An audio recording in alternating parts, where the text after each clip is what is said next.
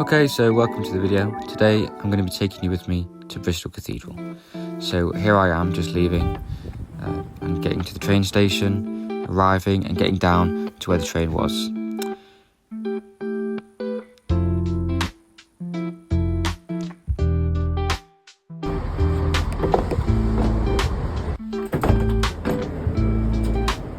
So we get on the train here and head out, and it's quite a long journey, about 3 hours 15 minutes out, which is a bit far, but it's worth it for the cathedral, so we don't mind. Had to have a quick change at Birmingham, and on the second train, the train announcer was pretty cool, and I got a clip of it here. Good afternoon, friends. The warmest of welcome to everyone joining us here at Worcestershire Parkway. This is your 12:12 cross-country adventure to Bristol Temple Meads. Our next station call in just over 15 minutes' time will be Cheltenham Spa. Cheltenham Spa is our next station in 15 minutes. I wasn't able to record his first one or any of his better ones after that, but I hope you enjoyed that little clip.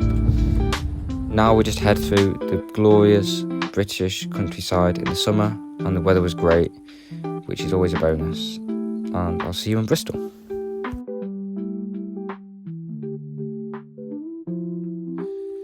So here we are, just arriving into Bristol. You can't see much of Bristol from the train, so the first impression isn't much to go by, but the station looks nice, and let's go.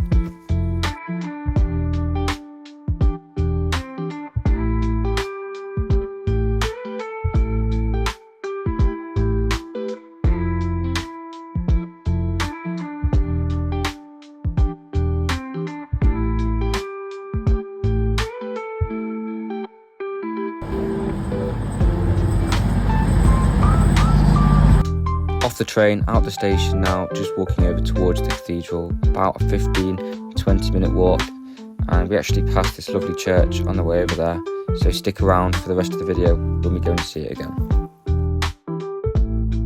So here we are arriving at the cathedral, and it's just opposite the town hall. First impressions are that it's lovely. You can see the Gothic architecture standing out and a bit of green space around it as well, which is very nice.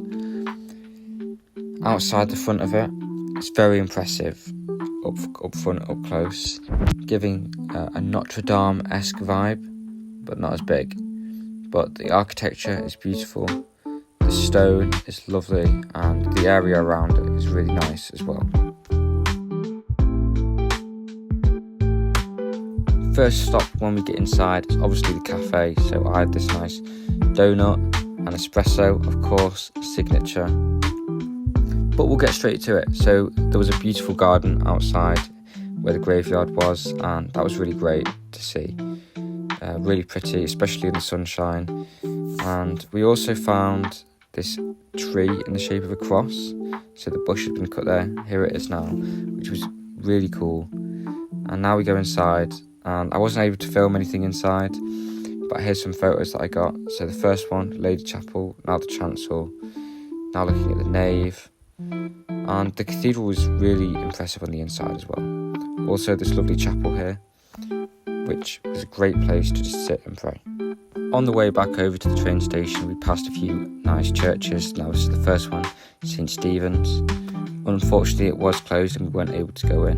We passed another one that we also weren't able to go in, St. Nick's, but it's on the walk back to the station. Now this one was actually destroyed, some really nice churches that they have, and the gates were locked, which was really disappointing because we did and it wasn't want to go in. Open, unfortunately.